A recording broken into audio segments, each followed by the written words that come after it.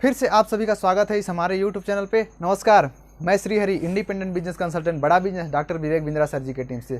आज मैं बात करूंगा बिजनेस ग्रो करने के लिए कुछ स्टेप के बारे में। तो इसमें सबसे पहला स्टेप है कि repeatable business model. Repeatable business model में हम क्या PPT, इसको 3 हिस्से में समझते हैं।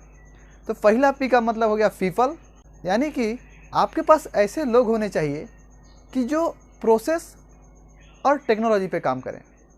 तो फर्स्ट P का मतलब हो गया पीपल और दूसरा P का मतलब हो गया कि प्रोसेस, यानी कि जो भी काम हो आपका वो एक प्रोसेस से होना चाहिए, ताकि वो एक बार में ही ठीक बनना चाहिए।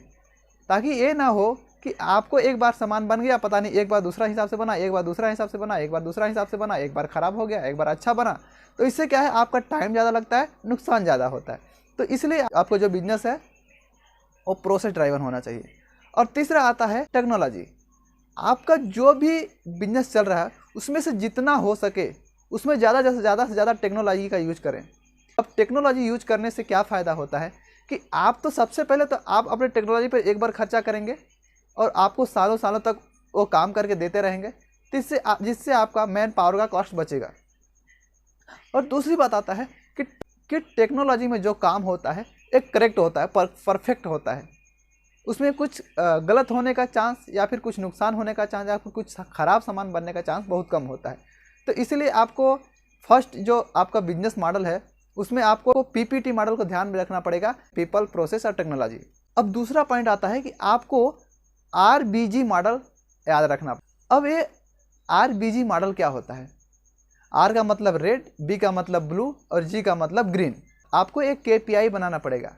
KPI का मीन्स क्या होता है? की परफॉर्मेंस इंडिकेटर। अब इसमें आप देख पाएंगे कि लोगों का रोल क्या है इस काम में और उनका गोल क्या है और वो कितना अचीव कर पा रहे हैं, कितने अच्छे से काम कर रहे हैं। उनके हिसाब से आप उनका एक डैशबोर्ड बना देंगे कि ग्रीन में है ये बंदा, ब्लू में है और ये बंदा रेड में है।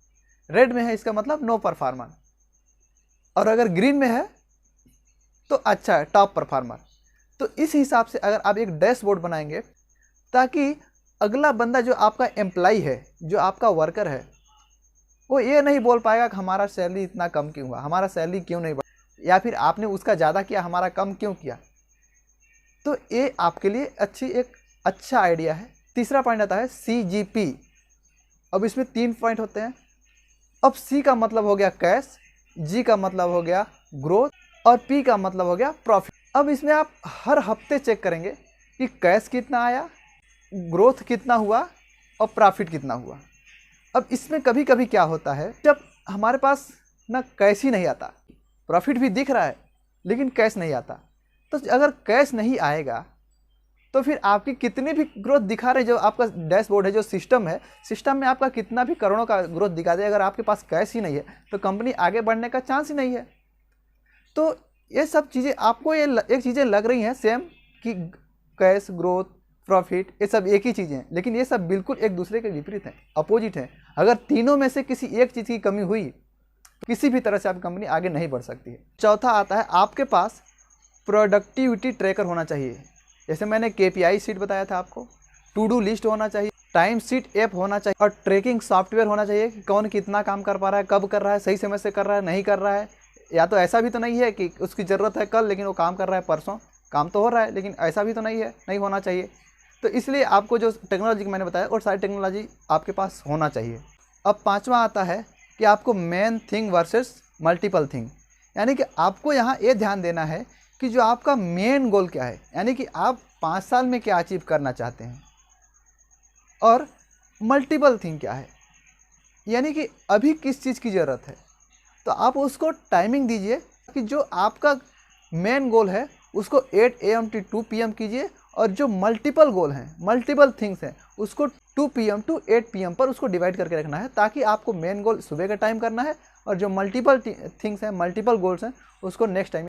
जब ये स्ट्रेटजी आप यूज करेंगे तो आपकी जो टाइम है, टाइम सही तरह से मेंटेन हो पाएगा और सही तरह से आपका काम हो पाएगा। नहीं तो क्या होता है, सभी काम एक ही साथ करेंगे तो एक भी काम पूरा नहीं होता, सभी काम अधूरे रह जाएंगे। तो इसलिए आपको ये स्टडी जो मैंने बताया कि 8 AM to 2 PM, 2 PM to 8 PM, तो इसको आप एक शीट में पेपर में लिख करके रखना है और देखना है कि इसमें सुबह से दोपहर 2 बजे तक कितना काम हुआ और दोपहर 2 बजे से शाम 8 बजे तक कितना काम हुआ और कौन सा समय किस काम के लिए सही रहेगा। नेक्स्ट 6वां पॉइंट आता है रिस्ट्रिक्शन द बिजनेस मॉडल क्या होता है।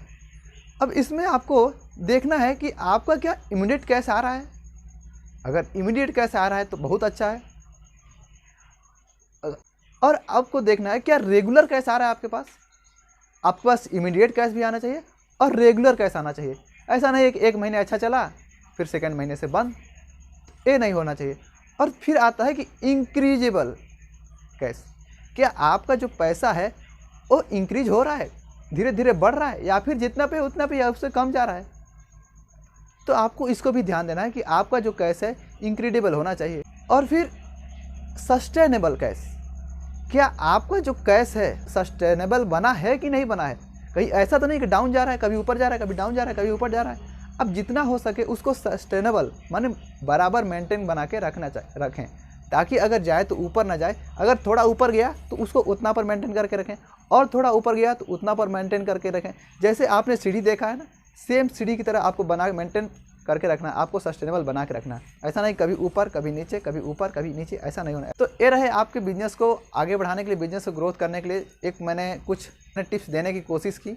अगर आप चाहते हैं कि इसी तरह से मैं अब आपको वीडियो लेकर के आता रहूं, तो हमारे चैनल को सब्सक्राइब कीजिए और लाइक कीजिए और उन लोगों तक शेयर कीजिए जिसको ये थोड़ा बहुत हेल्प कर सके। और अंत तक हमारे साथ जुड़े रहने के लिए आप सभी का हृदय की गहराइयों से बहुत बहुत धन्यवाद।